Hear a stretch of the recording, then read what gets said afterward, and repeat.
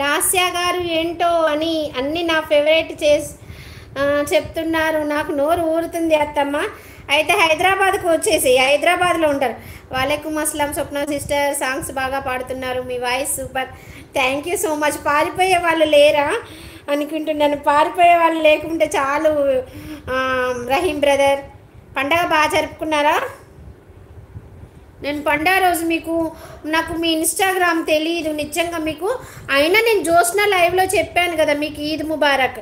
చెప్పలేదని ఫీల్ అయ్యాను. నేను దాదాపు నా ఫ్రెండ్స్ అందరికీ ఫోన్ చేసి చెప్పాను పండగ స్పెషల్స్. ఛాన్స్ ఉంటే పంపేదాన్ని. ఎందుకు ఛాన్స్ లేదు? నేనేమన్నా అమెరికాలో ఉన్నానా? నువ్వేమన్నా ఆఫ్రికాలో ఉన్నావా? ఉండేది హైదరాబాద్లో. రంజాన్ పండుగ బాగా జరుపుకున్నాం స్వప్న సిస్టర్. అవునా రహీం బ్రదర్? Okay okay. చాలా హ్యాపీగా ఉండాలి. మనము ఎప్పుడు కలుస్తామో ఎప్పుడు కలవమో తెలియదు, కానీ ఎక్కడున్నా కూడా మంచిగా ఉండాలని మనస్ఫూర్తిగా కోరుకుంటున్నాను. అందరూ బాగుండాలి, అందులో మనం ఉండాలి, అంతే అంటారు కదా, అంతే. అలా హైడ్లో ఉండకండి, మెసేజ్ చేయండి. మంచిగా మెసేజ్ చేస్తే ప్రతి ఒక్కరికి రిప్లై చేస్తాను. ఇంకా అప్లోడ్ చేయలేదు బాబీ. అల్లం వెల్లుల్లి పేస్ట్ వేసి తాలింపు వెయ్యాలి. ఆవకాయ, అవునా? ఓకే. మేము అల్లము వాడము. మేము పచ్చళ్ళల్లో, ఆవకాయ పచ్చళ్ళలో అల్లం వేయము. మా వారు అల్లము అసలు మామూలుగా అల్లం వెల్లుల్లిపాయ పేస్ట్ తినరు. అందువల్ల నేను అల్లం వేయను, వెల్లుల్లిపాయ పేస్ట్ వేసి చేస్తాను. కాకపోతే మేము ఈ సంవత్సరం పచ్చడి పెట్టకూడదు, పచ్చళ్ళు పెట్టుకోకూడదు. మేము సంవత్సరికం సృష్టిలో ఉన్నాం కదా, మేము పచ్చళ్ళు కానీ నిల్వయి ఏవి చెయ్యమన్నమాట. నేను మా పూర్వీకుల సాంప్రదాయాన్నే నేను పాటిస్తున్నాను. ఎందుకంటే నేను కొత్తగా వెళ్ళను, నాకు సెంటిమెంట్ ఎక్కువ, అసలే సెంటిమెంట్ ఫుల్ని. మా అత్తయ్య వాళ్ళు ఎలా చేశారు, వాళ్ళు చెప్పిన ప్రకారం, మా తోటికోడళ్ళు చెప్తారు కదా ఎలా ఉండాలి ఏంటనేది, అలానే ఉంటాను నేను. గుడికి కూడా చాలా తక్కువ. నేను గుడికి మొన్న బెంగళూరు వెళ్ళినప్పుడు వెళ్ళాను, కానీ నేను గుడికి కూడా వెళ్ళాను. మాకు 1 ఇయర్ మైల అంటే 1 ఇయర్ మైల పట్టాల్సిందే. అల్లం వెల్లుల్లి పేస్ట్ ఏం వెయ్యరు మా సైడ్. ఓకే, అవునా? మేము వెల్లుల్లిపాయ ముద్ద వేస్తాము. వెల్లుల్లిపాయ ముద్ద తాలింపులో వేస్తాము,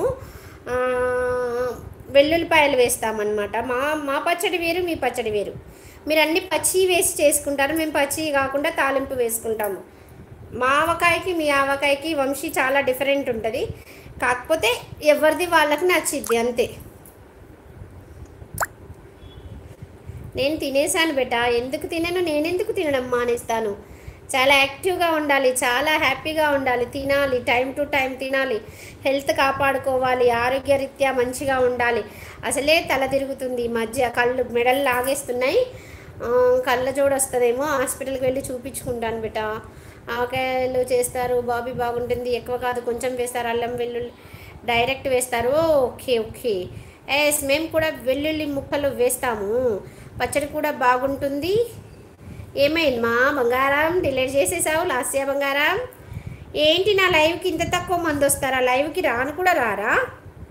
అయ్యో దేవుడా, నా లైవ్కి ఏమైంది భగవంతుడా?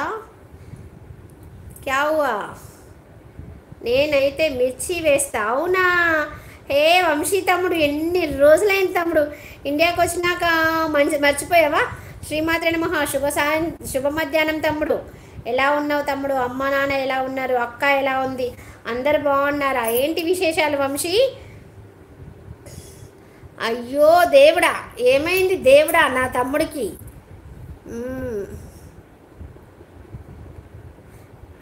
తమ్ముడు రాలేదు కదా, అందుకే లైవ్ ఇలా ఉంది.